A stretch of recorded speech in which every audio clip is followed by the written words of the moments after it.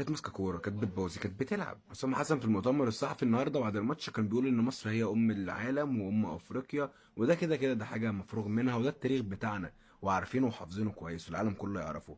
نتائجك بقى النهارده، نتيجتك النهارده كانت ايه؟ 95 دقيقه مش عارف تمسك كوره قدام السنغال. 95 دقيقه. انت ايه ده؟ ده السودان عملت ماتش مع السنغال احنا مش عارفين نعمله. بونو يا بونو يا بونو، بونو يا بونو، وحق الله نحبك، وحق الله نحبك يا بونو. جيبها يا ياسين، جيبها يا ياسين، بذكريات كاس العالم للانديه مع هلال، بذكريات اشبيليا، بذكريات مونديال قطر. ابو بونو، وحق الله نحبك اخوي، اخوي نحبك.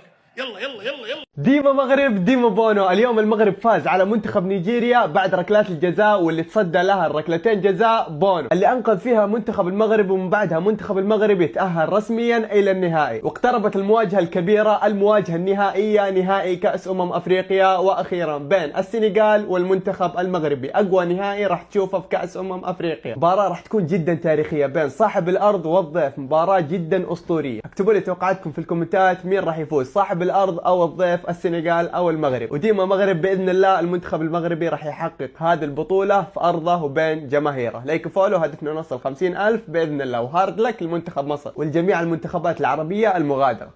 الجمهور المغربي ألف مبروك ألف مبروك. منتخبكم فاز على منتخب مرشح قوي، والأبرز أنه ياخذ بطولة أفريقية، ولكن بنصف النهائي المنتخب المغربي صراحة وقفها عند حده. منتخب نيجيريا هو ونجومه وسمين ولوكومان وما أدري شنو، المنتخب المغربي على أرضه وبين جمهوره وصل إلى نهائي كأس أفريقيا، ما باقي له إلا خطوة ويعني يحقق الحلم، يفوز على السنغال.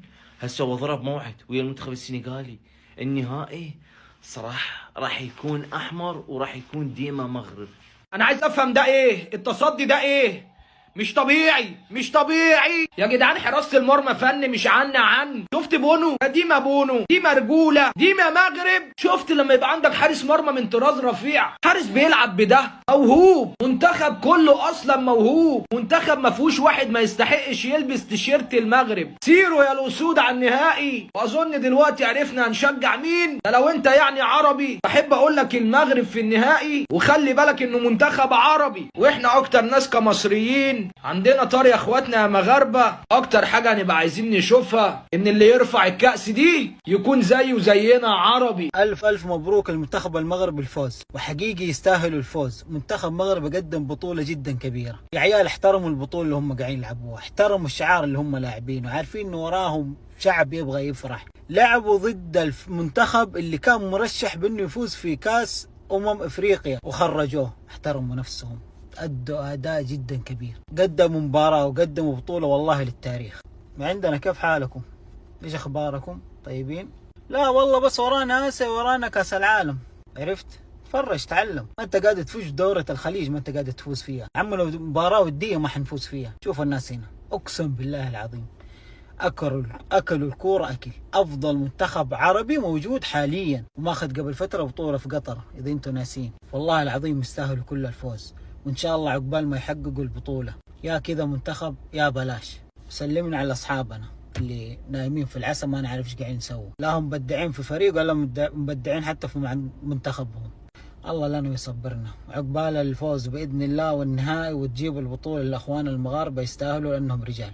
لايك وفولو يا اخوان، اصفوا الباقي يضيفون عليه ويضيفون هنا، ما باقي شيء نوصل 20,000. سلام. دائما في الاوقات الصعبه الرجال يظهروا، وياسين بونو واحد من هؤلاء الرجال. الف مبروك للمنتخب المغربي، وهارد لك للمنتخب النيجيري. الان ياسين بونو في مواجهه زميله كولوبالي، المغرب والسنغال. من سيتوج باللقب؟ بونو بونو بونو، والله ديما بونو ديما مغرب. الف مبروك للمنتخب المغربي، والله يستاهل التاهل. السلام عليكم. يلا يا نصراوي بذكرية المونديال، بذكرية المونديال. اي هو يا نصراوي هو. ليه فعلوها ليه. كملت على خير والمغرب في النهائي والكأس في المغرب. ليه بص يا كابتن، يعني اسمعوا ايها النيجيريين، انت مش عشان وصلنا ضربات الجزاء ده معناه انك هتكسب. لا، انت البطولة على ارضنا، وسط جماهيرنا، هي هتبقى على ارضنا كل مره؟ لا، احنا مش هنفلت المره دي. ايه، ما ترحمونا. 50 سنه ما خدناش البطوله ليه يعني؟ ده هناخدها غصب عن عين التخين. ها؟ وعشان احنا مؤمنين، والله عشان احنا مؤمنين وموحدين بالله، وربنا كريم وكبير. الحمد لله الحمد لله. نروح احنا النهائي بقى. طب ما تستنى اعمل تاني واجي معاك. مش السنغاليين عندكم خلاص اقفلوا عليهم باب الفندق ونلعب احنا مع بعض جينا. هخليك تكسبني والله، بس هاجي معاك يعني. ما تبقى هتبقى لوحدك، ما انت هتقول له هتكلمهم مش يعني ما ايه ده بقى؟ لا اوعى كده، ما تجيش. هو احنا كده هنلعب نيجيريا على الثالث والرابع صح؟ طب ما تخلص النهائي وتيجي تلعبهم انت يا جدع. عيب، انت اخويا. لا انت بس لعبهم على الثالث والرابع وسيبني انا في النصيبه اللي هناك دي. السنغال دول لا، مربوحه ان شاء الله، ان شاء الله مربوحه. لا ما فيهاش والله العظيم ما فيها. انت عارف، انت معاك 7، انت على قلبك ميه بارده. انما انا اللي ولا اللي اتأدب وسفاله مش عايز. سيبنيش. كن معاك. سيبنيش وحد بالله عليك بالله عليك بالله عليك. يا لهوي هياكل رجلي. اعمل ايه؟ طب على فكره المركز الرابع جميل على فكره، لان بيقول لك الاخير ربه كريم. الحمد لله. احنا الرابع احنا راضيين بالرابع. سيبه ورك بقى.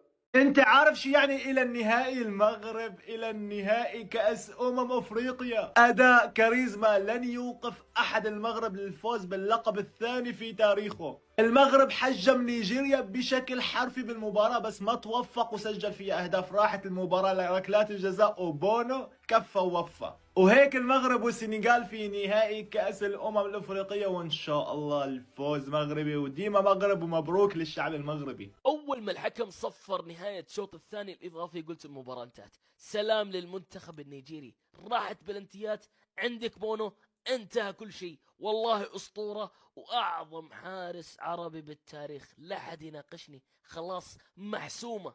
بونو بالنسبة لي توب 3 افضل حراس شفتهم بركلات ترجيح يا جماعة، مو طبيعي. ايميليانو مارتينيز ودييغو الفيش وياسين بونو يخترع تصديات عظيمة. شفت اليوم التصدي يا جماعة الواقف، تصدي عظيم، وكيف رجع الكرة. لا حارس اسطوري وتصدي تاريخي. المنتخب المغربي محظوظ لانه يمتلك شيء صراحة كل المنتخبات الافريقية ما يمتلكونه، اللي هو ياسين بونو.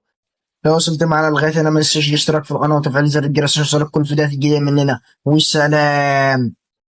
مبروك الفوز المغربي لنهائي كأس افريقيا. مبروك كسرنا الدنيا احتفالات وديما مغرب فاينل وكاس للمغرب باذن الله. الف مبروك للشعب المغربي.